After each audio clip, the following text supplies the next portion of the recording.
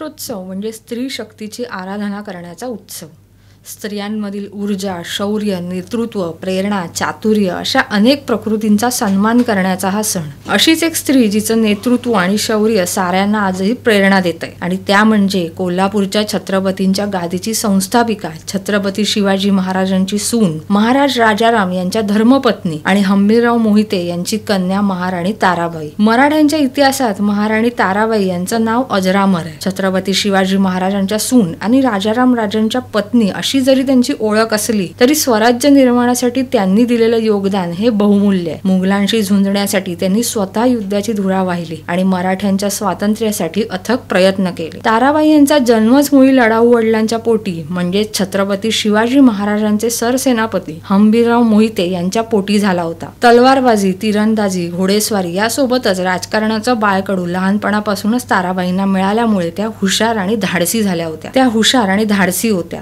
वयाच्या 8व्या वर्षी ताराबाईंचा विवाह राजाराम राजांशी झाला. स्वराज्याचं स्वप्न पूर्णत्वास नेण्यासाठीचा हा अत्यंत संघर्षाचा काळ होता. अशातच 1700 साली महाराज राजाराम यांचा मृत्यू झाला. छत्रपती शिवाजी महाराजांनी स्थापन केलेल्या मराठ्यांच्या स्वराज्याचा अंत झाला की काय अशी परिस्थिती वाटत असताना या जबाबदारीची धुरा महाराणी ताराबाई यांनी आपल्या हाती घेतली आणि इथूनच महाराणी ताराबाई यांच्या राजकीय कारकिर्दीची सुरुवात झाली. छत्रपती राजाराम महाराजांच्या मृत्यूनंतर शाहू महाराज हेच वारसदार होते, परंतु ते मुघलांच्या कैदेत होते. ताराबाईंनी आपला मुलगा छत्रपती शिवाजी दुसरे यांना गादीवर बसवले आणि कारभार पाहू लागल्या. मराठा सैन्याच्या साथीने महाराणी ताराबाईंनी औरंगजेबाच्या मोघल सैन्याला सतत हुलकावणी दिली. 1700 ते 1707 या काळात ताराबाईंच्या जबरदस्त रणनीतीमुळे आणि राजकीय डावपेचांमुळे औरंगजेबाला मराठ्यांशी झुंज देत 7 वर्ष दक्षिणेत मुक्काम करावा लागला. एकीकडे मैदानी लढाई लढता लढता ताराबाईंनी दुसरीकडे स्वराज्याची तिजोरी आर्थिकदृष्ट्या बळकट केली. औरंगजेबाच्या मृत्यूनंतर मुघलांनी शाहू महाराजांची सुटका केली, पण स्वराज्यात दुही निर्माण झाली.